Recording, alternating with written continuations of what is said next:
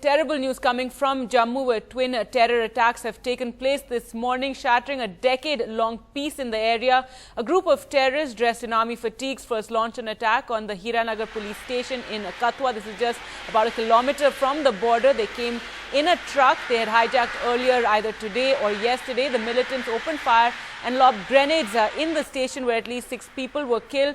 The militants then managed to escape and continued in that truck, reaching the Samba sector, where they then attacked an army camp there. It was the 16th Cavalry that came under attack by the militants.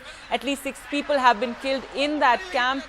News coming in that the second in command of the unit has been killed in the attack and that the commanding officer has been injured. Initially, there was confusion, as you can imagine, during the attack, as militants were dressed in the army fatigues. 2 of the terrorists have been killed. That news now being confirmed.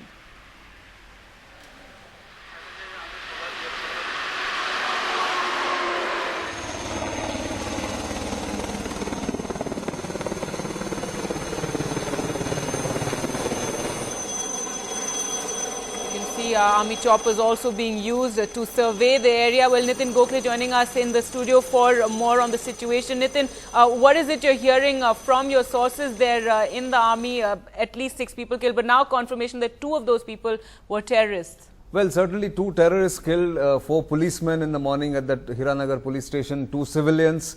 And we are afraid that there are more than 4 casualties even in the army, including the second in command of the 16th Cavalry unit, which is right next to Samba as the terrorist entered there. In fact, the remaining terrorists are now cordoned off in that officers' mess where they entered, and the quick reaction teams and the reinforcements have all come and are now trying to neutralize the terrorists there.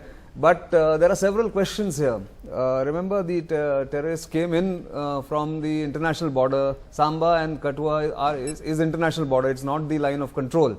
Therefore, it is relatively flat.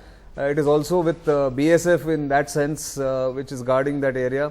How did they manage to cross, and with the with kind of weapons that they are carrying, grenades and guns, AK-47s, whether they were given this after they came in, we don't know. But major security lapse certainly will be looked at as the situation gets under control in coming hours. But certainly there were reports, and as I keep saying since the morning, I've been saying that when we were there about 10 days ago, on the line of control, where line of control is absolutely guarded and infiltration attempts are foiled by the Indian Army.